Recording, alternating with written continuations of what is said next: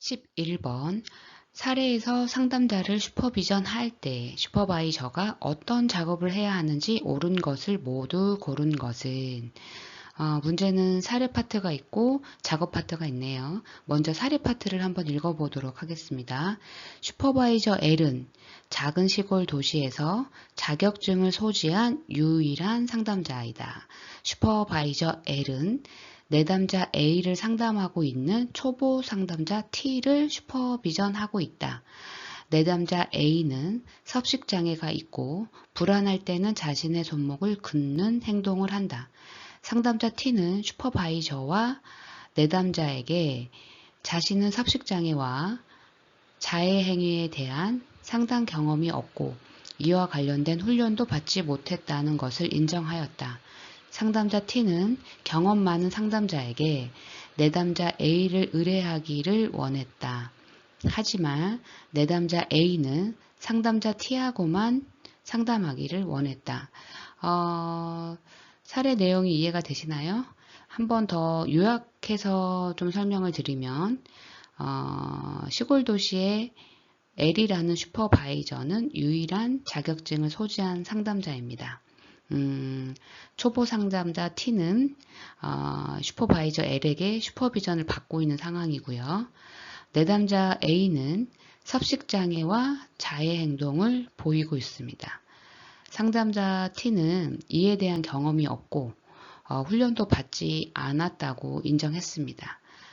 상담자 T는 경험 많은 상담자에게 내담자 A를 의뢰하기를 원했지만 내담자 A는 상담자 T하고만 상담하기를 원하는 내용입니다. 우리가 슈퍼비전의 목적을 한번 생각을 해볼게요. 슈퍼비전은 슈퍼바이즈의 전문적인 능력 향상과 발전을 도모하죠. 결국 왜 그러죠? 맞죠. 슈퍼바이즈의 내담자를 보호하기 때문입니다. 그리고 슈퍼바이즈의 전문가로서의 정체감을 확립하기 위함이고 슈퍼바이즈의 소진을 예방하기 위함이거든요. 이러한 과정에서 슈퍼바이즈의 능력과 한계를 평가하고 적절한 조치를 취해 주는 게 슈퍼비전에서 할 일이고 전이와 역전이 현상을 탐색하고 슈퍼비전 과정에서 윤리적인 문제나 실무적인 문제를 적절히 해결해 주는데 도움을 주는 과정이 슈퍼비전 안에 포함이 되어 있습니다. 따라서요, 한번 그런 이해를 기반으로 아랫부분에 있는 작업을 한번 검토해 보도록 하겠습니다. 먼저 내담자 A를 경험 많은 상담자에게 적극적으로 의뢰했는지 확인한다. 옳죠. 상담자 T가 섭식장애와 자해에 대한 경험이 없기 때문에 경험 많은 상담자에게 의뢰하는 것은 내담자의 안전과 치료의 질을 보장하기 위한 적절한 조치이고 상담자 T의 소진을 막는 일이기도 합니다. 따라서 이 작업은 옳습니다. 다음으로 상담자 T하고만 상담을 원하는 이유가 무엇인지 살펴보면서 전이가 발생했는지 탐색한다. 옳습니다. 내담자 A가 특정 상담자와 상담하기를 원하는 이유를 탐색하는 것은 전이 현상이 발생했는지 확인하는데 중요합니다. 따라서 이 작업 내용도 옳습니다. 세 번째, 전이가 발생했다면 상담자에 대한 심리치료를 실시한다. 이것은 옳지 않죠. 전이가 발생한 것을 확인하는 것은 중요하죠. 그런데 전이라면 상담자에 대한 심리치료가 아니라 내담자에 대한 심리치료에 활용하고 실시해야 합니다. 따라서 이것은 옳지 않는 설명으로 답에서 제외가 되겠습니다. 네 번째, 내담자 A가 상담자 T와 상담을 한 경우 부작용에 대해서 내담자 A에게 알려주도록 한다. 옳습니다. 따라서 긴 문제의 답은 기역과 니은과 리을로 4번이 되겠습니다. 12번 집단 슈퍼비전의 장점에 해당하지 않는 것은 슈퍼비전에는 집단이 있고 개인 슈퍼비전이 있습니다.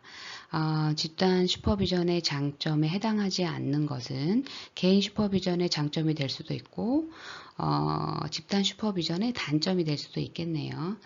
우선 문항을 차례차례 읽어가면서 장점인지 아닌지 찾아보도록 하겠습니다. 1번 자기 인식을 현실 검증할 수 있는 기회를 제공한다. 장점으로 옳죠. 2번 집단 응집력을 통해 심리적 안정감을 제공해 준다. 옳습니다. 3번 안전한 환경에서 새로운 행동을 시도할 수 있는 기회를 갖게 한다. 옳습니다. 4번 다른 슈퍼바이지의 사례를 통해 다양한 상담 개입 방법에 대한 이해를 돕는다. 옳습니다. 5번 참여자 각자의 요구를 충분히 다룰 수 있다. 아니죠. 참여자 각자의 요구를 충분히 다룰 수가 없는 단점이 있는 게 집단 슈퍼비전입니다. 따라서 5번은 개인 슈퍼비전의 장점이 될 수 있겠고 12번의 답이 될 수 있겠습니다. 집단 슈퍼비전의 장점은 그 외에도 적절한 자기 노출과 피드백 기회가 있다는 거, 체계적으로 개인적 변화를 향상시킬 수 있다는 많은 장점들이 있습니다. 따라서 12번의 답은 5번이 되겠습니다. 13번 사례보고서에 들어갈 수 있는 요소를 모두 고른 것은 여러분 사례보고서에 어떤 내용들이 들어가죠? 내담자의 인적사항 들어가죠. 주호석 문제 들어가고 행동적인 특징 들어가고 심리검사 자료가 들어갑니다. 상담 목표와 전략 기술 들어가고 상담 내용들이 들어가고 추고록 등이 들어가죠. 이러한 지식을 가지고 한번 제시된 내용들을 살펴보면서 들어갈 요소를 골라보겠습니다. 첫 번째 기억, 내담자와의 상담 내용 들어가죠. 니은, 내담자에 대한 인적사항 들어갑니다. 디귿, 내담자에 대한 검사 결과 당연히 들어가죠. 리을, 상담 목표와 전략 기술 들어갑니다. 미음, 상담자의 직관적 판단. 어떤 거예요? 상담자의 직관적 판단은 사례 보고서에 들어가지 않는 요소죠. 따라서 13번의 답은 기억, 니은, 디귿, 리을이 되겠습니다. 14번 슈퍼바이지가 성장할 수 있는 피드백과 평가의 지침으로 옳지 않은 것은 차례차례 읽어가면서 옳은 설명과 옳지 않는 설명을 선택해 보도록 하겠습니다. 1번 체계적이고 객관적이고 정확해야 한다. 옳습니다. 피드백은요, 구체적이고 명확해야 하고 객관적으로 제공되어야 합니다. 따라서 1번은 옳습니다. 2번 슈퍼바이지가 명확히 이해할 수 있도록 제시한다. 옳습니다. 피드백은요, 슈퍼바이지가 이해할 수 있는 방식으로 명확하게 제시되어야 합니다. 세 번째, 피드백의 유효성에 대해서 설득한다. 피드백을 제공할 때요, 그것이 왜 유효한지 설명하고 설득해야 할까요? 아니죠. 피드백은요, 설득이 아닙니다. 오히려 명확하고 객관적인 정보를 제공하는 것입니다. 따라서 3번은 옳지 않는 설명으로 14번에서 답이 되겠습니다. 계속해서 읽어 나가겠습니다. 4번 사건이 일어난 직후 가능한 빠르게 피드백하는 것이 좋다. 그렇습니다. 중요한 사건 직후에 피드백을 제공한다면 슈퍼바이지가 더 많이 배울 수 있습니다.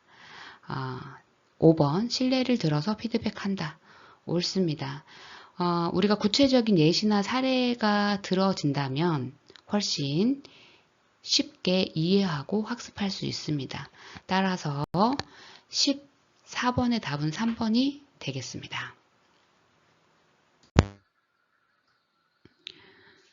15번 슈퍼비전에 대한 슈퍼비전의 형식과 기법에 해당하는 것을 모두 고른 것은, 우선 슈퍼비전에 대한 슈퍼비전에 대해서 한번 설명을 드리면, 슈퍼비전 능력을 향상시키기 위하여 슈퍼비전을 실시하는 것에 대한 슈퍼비전의 실시입니다.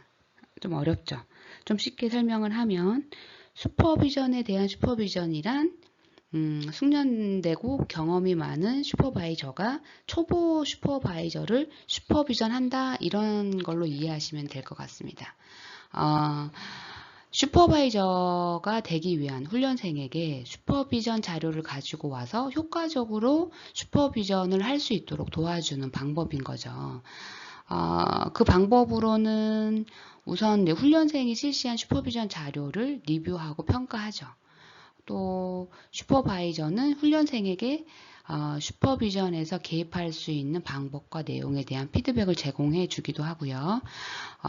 슈퍼바이저는 훈련생이 슈퍼바이저와 상담자에게 정서적으로 안정된 모습으로 접근하고 있는지를 또 확인하고, 그래서 그런 과정에서 훈련생의 정서적 반응이 적절하게 관리되고 있는지를 탐색합니다.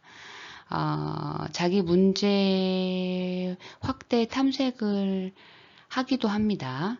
이러한 접근 방식으로 훈련생이 자신의 슈퍼바이저 역할을 신뢰하고 성장할 수 있도록 돕는 지도 방법이 슈퍼비전에 대한 슈퍼비전입니다.